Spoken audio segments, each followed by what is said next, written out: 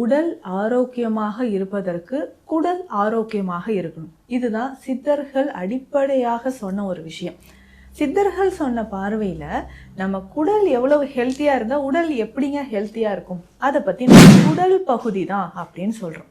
இந்த குடல் பகுதி தான் சில நேரங்களில் மூளையோட செயல்திறனையும் தீர்மானிக்குது அப்படின்னு சொல்லலாங்க. ஸோ நம்ம வந்து திடீர்னு ஏங்க டென்ஷன் ஆகிட்டீங்க, திடீர்னு ஏங்க கத்துறீங்க அப்படின்னு சொல்லுவோம். திடீர்னு நார்மலாக இருக்கீங்க, இந்த மூட் ஸ்விங் வேறு ஒரு சிலருக்கு வந்துக்கிட்டே இருக்கும். ஸோ இதுக்கு எல்லாத்துக்குமே காரணம் நம்மளுடைய கட் ஹெல்த். நம்மளுடைய குடல் பகுதியை ஆரோக்கியமாக வைத்துக்கொள்வதற்கு என்னென்ன விஷயங்கள் நம்ம செய்யலாம். முதல் விஷயம் என்னென்னா, மறக்காமல் இதை ஃபாலோ பண்ணுங்கள், நம்மளுடைய உணவு முறை. ஸோ இந்த உணவு முறை பெரும்பாலும் ஒரு சாத்விக் ஃபுட்ஸ் அப்படின்னு சொன்னால் வெஜிடேரியன் அப்படின்னு சொல்லலாம். ஸோ இந்த மாதிரியான உணவுகளை நீங்கள் எடுக்கும்போது குடல் ஆரோக்கியமாக நம்ம ரெகுலராக எடுக்க தான் உங்களுடைய குடல் ஆரோக்கியம் அப்படின்றது நிர்ணயிக்கப்படுது. அடுத்து மூன்றாவது முக்கியமான ஒரு விஷயம், இதுதான் நம்ம ஏன் குடலை ரெண்டாவது மூளை அப்படின்னு சொல்கிறோன்றதுக்கான விடை இந்த மூணாவது பாயிண்டில் தான் இருக்குது. என்னன்னு கேட்டிங்கன்னா,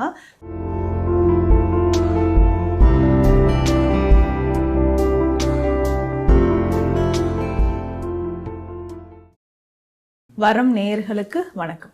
நான் டாக்டர் நித்யா, சித்தா ஃபிசிஷியன். உடல் ஆரோக்கியமாக இருப்பதற்கு குடல் ஆரோக்கியமாக இருக்கணும். இதுதான் சித்தர்கள் அடிப்படையாக சொன்ன ஒரு விஷயம். சித்தர்கள் சொன்ன பார்வையில் நம்ம குடல் எவ்வளவு ஹெல்த்தியாக இருந்தால் உடல் எப்படிங்க ஹெல்த்தியாக இருக்கும், அதை பற்றி நம்ம தெரிஞ்சுக்கலாம். முக்கியமாக பார்க்கணும்னா, குடலின் ஆரோக்கியத்தை தீர்மானிக்கக்கூடிய விஷயங்கள் என்னென்ன. இப்போது நம்ம உடலில் நம்ம வந்து மூளை, ஸோ இந்த மூளை தான் நமக்கு வந்து ஒரு கிங் மாதிரி. இது ஆர்டர் பண்ணுது, நம்ம பாடி வந்து அதுக்கு ஏற்ற மாதிரி ரியாக்ட் பண்ணுதுன்னு சொல்லலாம். அப்போ நம்ம உடலையும் இன்னும் ஒரு மூளை இருக்குது அப்படின்னா நம்மளுடைய கட்டு தான். ஸோ குடல் பகுதி தான் அப்படின்னு சொல்கிறோம். இந்த குடல் பகுதி தான் சில நேரங்களில் மூளையோட செயல்திறனையும் தீர்மானிக்குது அப்படின்னு சொல்லலாங்க. ஸோ நம்ம வந்து திடீர்னு ஏங்க டென்ஷன் ஆகிட்டீங்க, திடீர்னு ஏங்க கத்துறீங்க அப்படின்னு சொல்லுவோம். திடீர்னு நார்மலாக இருக்கீங்க, இந்த மூட் ஸ்விங் வேறு ஒரு சிலருக்கு வந்துக்கிட்டே இருக்கும். ஸோ இதுக்கு எல்லாத்துக்குமே காரணம் நம்மளுடைய கட் ஹெல்த் அப்படின்னு சொல்லலாம். அப்போ நம்மளுடைய குடல் பகுதியை ஆரோக்கியமாக வைத்துக்கொள்வதற்கு என்னென்ன விஷயங்கள் நம்ம செய்யலாம். முதல் விஷயம் என்னென்னா, மறக்காமல் இதை ஃபாலோ பண்ணுங்கள், நம்மளுடைய உணவு முறை. ஸோ இந்த உணவு முறை பெரும்பாலும் ஒரு சாத்விக் ஃபுட்ஸ் அப்படின்னு சொன்னால் வெஜிடேரியன் அப்படின்னு சொல்லலாம். ஸோ இந்த மாதிரியான உணவுகளை நீங்கள் எடுக்கும்போது குடல் ஆரோக்கியமாக இருக்கும். நல்ல ஆரோக்கியமான நார்ச்சத்து நிறைந்த நீங்கள் வெஜிடேரியன், ஸோ ஒரு வெஜிடேரியன் ஃபுட் நம்ம எடுக்கும்போது ஒரு 18 to 24 hours மேக்ஸிமம் 1 டேயில் அது நல்லா டைஜஷன் ஆகி அதனுடைய சத்துக்கள் அப்சார்ப்ஷன் ஆகி நமக்கு வெளியில் வந்துடும். இப்போ இதுவே நீங்கள் நான்வெஜ் எடுத்துக்கிறீங்கன்னு வச்சுக்கோங்களேன், ஸோ அந்த ரெட் மீட் எடுக்கிறீங்க, ஸோ அதனுடைய டைஜஷன் எப்போங்க டைஜஷன் ஆகி நம்ம உடலை விட்டு வெளியில் வரும் அப்படின்னா கிட்டத்தட்ட ஒரு 48 ஹவர்ஸ்லேருந்து 72 ஹவர்ஸ் ஆகும். ஸோ 3 நாட்கள் வரைக்கும் எடுத்துக்குது கம்ப்ளீட்டாக நம்ம உடல்ல இருந்து வெளியில் வர்றதுக்கு. அப்போது என்ன ஆகும், இப்போ நார்மலாக ஒரு மீட் நீங்கள் வெளியில் வைக்கிறீங்கன்னா ஒரு 2 நாட்களில் அழுகும் தன்மைக்கு வர ஆரம்பிச்சிடும். இதே தான் நம்ம உடலுக்குள்ளேயும் நடக்குது. தினம்தோறும் நான் நான்வெஜ் இருந்தால் தான் சாப்பிடுவேன் அப்படின்னு நினைக்கிறவங்க உடல் எப்படி இருக்குன்னா அதிகமான கழிவுகளால் தேங்கப்பட்டு இருக்கும். அப்போ குடலோட ஆரோக்கியம் ரொம்ப குறையுது. ஸோ உடலில் இந்த அழுகிய உணவு என்ன பண்ணுது, நச்சுக்களை, நச்சு கிருமிகளை, தேவையில்லாத என்சைம்ஸ், நம்ம உடலுக்கு தேவையே இல்லை அப்படின்னு சொல்லக்கூடிய என்சைம்ஸை கொடுக்குது. இதனால் குடலின் ஆரோக்கியம் ரொம்ப பாதிக்கப்படுதுன்னு சொல்லலாங்க. இதற்கு அடுத்ததாக இரண்டாவது முக்கியமான ஒரு விஷயம் நம்ம செய்யக்கூடிய தவறு, குடல் ஆரோக்கியத்தை கெடுக்கக்கூடிய விஷயம் என்னன்னா, தண்ணீர் சரியாக நீங்கள் குடிக்காமல் இருக்கிறது. இப்போ தண்ணீர் சத்து ரொம்ப அவசியம். இப்போ இந்த மாதிரி நான்வெஜ் நிறைய சாப்பிட்றோன்னா தண்ணீர் குடிச்சா தானே ஈஸியாக டைஜஷன் ஆகி அது வெளியில் வர ஆரம்பிக்கும். இல்லைன்னா உங்களுக்கு அதிகமான ஒரு மலச்சிக்கல் ஏற்பட்டுரும். கான்ஸ்டிபேஷன் இருக்கிறவங்களுக்கு பார்த்தோம்னா தெரியும், ஸோ ஸ்கின் வந்து ரொம்ப ட்ரையாக இருக்கிறது, முகத்தில் வந்து அங்கங்கே பிம்பிள்ஸ் வருது, தலைமுடி உதிர்றது, இந்த மாதிரியான விஷயங்கள் இருக்குது. அப்போது நம்ம டைஜஷன் ஆகி அது வெளியில் வர்றதுக்கே 3-4 days ஆகுது. கான்ஸ்டிபேஷன் இருந்தால் இன்னும் 2 நாட்கள் கூட ஆகலாம். ஒரு நாள் நீங்கள் எடுத்த உணவு கிட்டத்தட்ட 5-6 நாட்கள் வரைக்கும் உடல்லையே தங்கி கழிவாக இருந்துச்சுன்னா அப்போ உடல் எவ்வளவு அசுத்தமாகவும் கழிவுகள் நிறைந்ததாகவும் இருக்கும்ன்றதை நீங்கள் பார்த்துக்கணும். அப்போ ஃபைபர் கண்டென்ட் இருக்கக்கூடிய உணவுகள் ரொம்ப முக்கியம். அதே மாதிரி நீர்த்துவம், நீர் சத்து நிறைந்திருக்கக்கூடிய உணவுகளும் ரொம்ப முக்கியம். ஸோ இதை நம்ம ரெகுலராக எடுக்க தான் உங்களுடைய குடல் ஆரோக்கியம் அப்படின்றது நிர்ணயிக்கப்படுது. அடுத்து மூன்றாவது முக்கியமான ஒரு விஷயம், இதுதான் நம்ம ஏன் குடலை 2வது மூளை அப்படின்னு சொல்றோன்றதுக்கான விடை இந்த 3வது பாயிண்ட்ல தான் இருக்கு. என்னன்னு கேட்டிங்கன்னா, இப்போ நம்ம குடலை சுற்றி நிறைய நர்வ் சிஸ்டம், அதாவது நரம்புகள் அப்படி சின்ன சின்ன ஒரு பெரிய நெட்வொர்க்கே இருக்குன்னு சொல்லலாங்க. ஸோ அந்த மாதிரி இந்த நரம்புகள் என்ன பண்ணுது, என்ட்ரிக் நர்வ் சிஸ்டம் அப்படின்னு நம்ம சொல்லுவோம். இந்த என்ட்ரிக் நர்வ் சிஸ்டம் என்ன பண்ணுது, குடலை சுற்றி எப்பவுமே அலர்ட்டாக இருக்கும். ஸோ என்ன உணவு வருது, இது எப்படி அப்சார்ப்ஷன் பண்ணலாம் அப்படின்ற மாதிரி. ஸோ இந்த நரம்புகள் என்ன பண்ணுன்னா தானாகவே செயல்படும். ஸோ சுயமாக செயல்படக்கூடியது. ஸோ பிரெயினோட ஆர்டர் நமக்கு வரணும்னு கிடையாது. ஸோ இதை நல்லா என்ன பண்ணுன்னா, ஸோ அப்சார்ப்ஷன், ஒரு சிலர் வந்து நான் சத்தான உணவு தான் சாப்பிட்றேன், ஆனால் எனக்கு வெயிட் கெயின் ஆகலை, ஹீமோக்ளோபின் இன்க்ரீஸ் ஆகலை அப்படின்னு சொன்னால் இந்த நர்வ்ஸோட நெட்வொர்க் நமக்கு வீக்காக இருக்கிறதுனாலையும் ஏற்படலாம். சரி, இப்போ இந்த மாதிரி கழிவுகள் உடலில் தேங்கி இருந்தாலோ, சாப்பிட்ட உணவு நமக்கு ஒரு நீண்ட நாளாக உடல்ல தேங்கி இருந்தாலோ, அதனுடைய சத்துக்கள் உட்கிரகிக்கப்படும் போது, அப்சார்ப்ஷன் நடக்கும்போது என்ன ஆகும்னா, பிரெயினுக்கு ஒரு சிக்னல் இங்கிருந்து போகுது. அப்போதான் ஸோ இது வந்து வேகஸ் நர்வ் சிஸ்டம் சொல்றாங்க. இது ஒரு nerve system, group of nerves. இது என்ன பண்ணுதுன்னா, இங்கிருந்து பிரெயினுக்கு ஒரு சிக்னல் கொடுக்குது. அப்போ எடுத்துக்கக்கூடிய உணவின் தன்மையை பொறுத்து தான் நம்மளுடைய மனநிலை இருக்கு. திடீர்னு ஏன் கோவப்படுறீங்க, ஏன் கத்துறீங்கன்னு நம்ம கேட்குறோம் இல்லையா, இதுதான் ரீசன். அப்போ குடலில் அதிகமான கழிவுகள் இருந்துச்சுன்னா நம்ம பிரெயின் எப்படின்னா நெகட்டிவாக தான் நமக்கு செயல்படுது.